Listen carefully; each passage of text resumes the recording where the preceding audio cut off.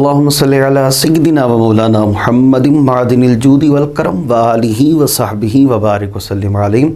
Welcome to الحمد dynamic world. مظہر قادری عزیزی کی طرف سے تمام عزیز طلباء اور طالبات کا خیر مقدم ہے۔ آئیے آج کے سبق کی طرف چلتے ہیں۔ آج کا ہمارا سبق اسلامیت لازمی intermediate part 1 chapter number 4 chapter number 4 کا لیکچر نمبر 6 ہمارے پاس ہے، اور آج کا جو ہمارا ٹاپک اس میں سے لیا جا رہا ہے وہ ہے تدوین قرآن دور عثمان غنی رضی اللہ تعالی عنہ۔ حضرت عثمان غنی رضی اللہ تعالیٰ عنہ کے دور میں کس طریقے سے قرآن کریم کو محفوظ کیا گیا، اور یہ اس میں سے اس دور میں سے نا اس شارٹ کویسچنز جو ہیں وہ بنتے ہیں، وہ کون کون سے بنتے ہیں وہ میں ساتھ ساتھ آپ لوگوں کو بتاتا جاؤں گا۔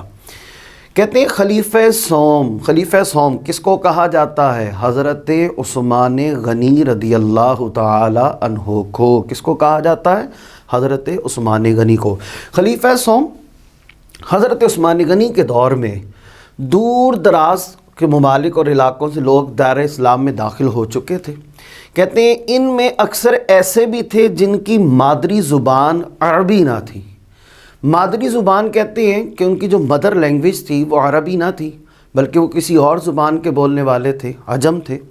تو کہتے ہیں کہ حضرت حذیفہ رضی اللہ تعالیٰ عنہ نے ایران اور عراق کے مسلمانوں کا قرۃ قرآن میں اختلاف کا مشاہدہ کیا تو گھبرا اٹھے اور حضرت عثمان غنی رضی اللہ تعالی عنہ کے پاس آ کر عرض کی، اے امیر المومنین، اس امت کی خبر لیجئے۔ کیوں خبر لیں؟ اس لیے کہ قبل اس کے کہ وہ اللہ کی کتاب اسی طرح اختلاف کرے۔ کس طرح اختلاف کرنے لگیں جس طرح یہود و نصارہ نے کیا۔ آپ دیکھیں کہ مثال کے طور پر آپ اردو زبان بولتے ہیں، اردو کی کتاب آپ پڑھتے ہیں۔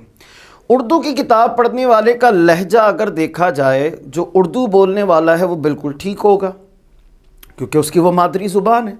اب پنجابی جب اس اردو کو ریڈ آؤٹ کرے گا تو اس کا لہجہ تبدیل ہوگا۔ سرائکی بولنے والا جب اس کو ریڈ آؤٹ کرے گا تو اس کا لہجہ اور ہوگا۔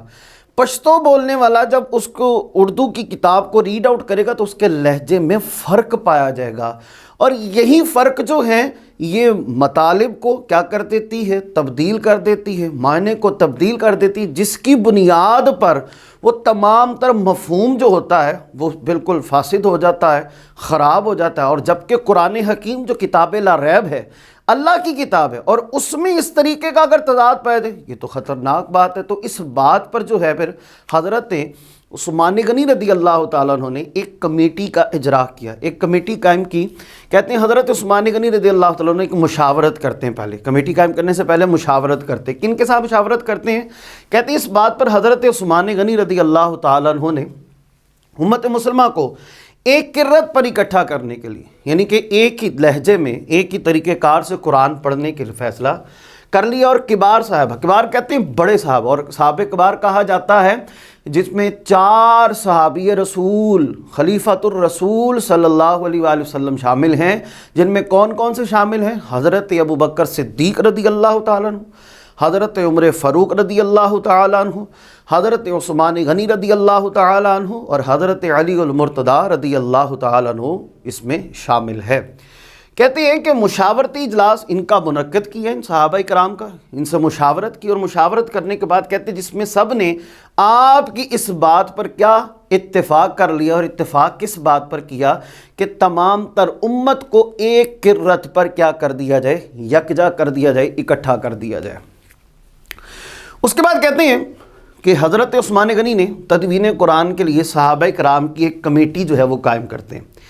اب تدوین قرآن کے لیے صحابہ کرام کی جو کمیٹی قائم کی جاتی ہے اس میں کون کون سے صحابہ کرام رضوان اللہ تعالی اجمعین شامل تھے؟ آئیے ان کا دیکھتے ہیں۔ قرآن حکیم کے مصحف کی نقول، مصحف یاد رکھے جو سیدنا ابوبکر صدیق رضی اللہ تعالیٰ عنہ کے دور میں جو نقول تیار کی اس کا نام مصحف رکھا گیا تھا، مصحف قرآن کے نام سے۔ مصحف کی نقول تیار کرنے کے لیے حضرت زید بن ثابت نمبر 1، حضرت عبداللہ بن زبیر نمبر 2، حضرت سعید بن العاص نمبر 3، اور حضرت عبد الرحمن بن حارث رضی اللہ تعالی مجمعین، یہ تمام تر صحابہ کرام تھے جو کس میں تھے؟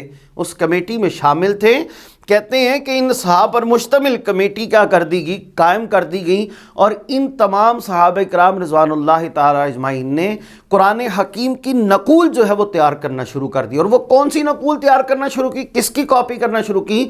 جو حضرت سیدنا ابو بکر صدیق رضی اللہ تعالیٰ عنہ اپنے دور میں جو تھے اس وقت جمع کروا چکے تھے، بنا چکے تھے، جو کہ حضرت حفصہ رضی اللہ تعالی عنہا کے پاس بھی جو تھی موجود تھی۔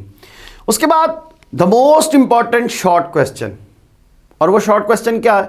پیپر میں تقریباً پوچھ لیں کہ ہر سال یہ سوال جو ہے یہ پوچھا جاتا ہے، اور پیپر میں جس کو کہا جاتا ہے نا کہ یہ سوال اتنی اہمیت کا حامل ہے کہ شارٹ کویسچن میں بھی یہ آ جاتا ہے، شارٹ کویسچن کے ساتھ ساتھ جس کو کہتے ہیں کہ یہ ایم سی کیوز میں بھی پوچھ لیتا ہے۔ جامع القرآن کس صحابی کا لقب تھا، کس صحابی کو کہا جاتا تھا؟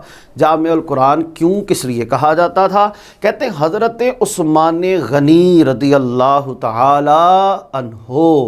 حضرت عثمان غنی کو کیا کہا جاتا ہے؟ جامع القرآن کہا جاتا ہے۔ کیوں کہا جاتا ہے؟ یہ لقب آپ کو کیوں دیا گیا؟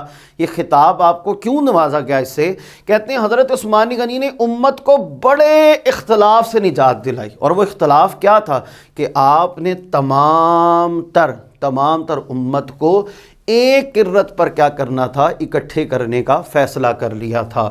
کہتے ہیں نجات علیہ قرآن حکیم اپنی اصلی حالت میں پوری دنیا میں کیا تھا وہ پہنچ گیا، اس کی مختلف نقول تیار کروائی، مختلف نقول تیار کروا کے جتنی بھی اسلامی ریاستیں تھیں ایک ایک کاپی جو تھی وہ وہاں پر بھجوا دی۔ بھجوانے کے بعد کہتے ہیں آپ کی اس عظیم کاوش پر آپ کو جامع القرآن کا خطاب جو ہے وہ دیا گیا۔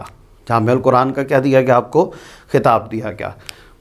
یہاں تک آج کا ہمارا سبق جو ہے اختتام ہوتا ہے۔ اللہ کریم سے دعا ہے کہ جو پڑھا جو سنا اس پر عمل کرنے کی ہمیں توفیق عطا فرمائے۔ آمین بجاہ النبی الکریم صلی اللہ علیہ وسلم۔